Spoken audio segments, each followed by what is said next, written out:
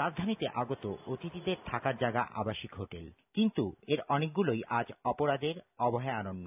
ঢাকার প্রধান পয়েন্টে এইসব হোটেলের অসামাজিক কর্মকাণ্ডের জন্য দেশের হোটেল ব্যবসা আজ হুমকির মুখে।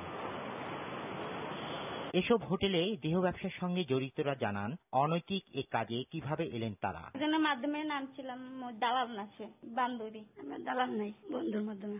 তবে শুধু প্রশাসনের অবহেলাই নয়, সামাজিক অবক্ষয়কেও এর জন্য দায়ী মনে করেন বিশেষজ্ঞরা। যেহেতু তারা একটি সোশ্যাল ডিসঅর্ডার ক্রিয়েট করার পেছনে কাজ করছে, এদেরকে বিচারের মুখোমুখি করা, এদেরকে দালাল চক্রকে বিচারের মুখোমুখি করা, তাদের জন্য শাস্তি বিধান করা। নগর সংস্কৃতি টিকিয়ে রাখতে হলে এই সব জায়গাগুলো খুব সুস্থ সংস্কৃতির মধ্যে রাখতে হবে, অন্যথায় সুস্থ জীবনধারার মধ্যে একটা নগরকে টিকিয়ে রাখতে পারবেন না। এসব অপরাধের কারণে সামাজিক অস্থিরতার সঙ্গে বাড়ছে জটিল ও দুরারোগ্য নানা রোগ। এই ছাড়াও আমরা যেভাবে দেখি ব্যবসাগুলো চলে, তাতে কিন্তু সাংঘাতিকভাবে মেয়েরা শারীরিকভাবে ক্ষতিগ্রস্ত হয়।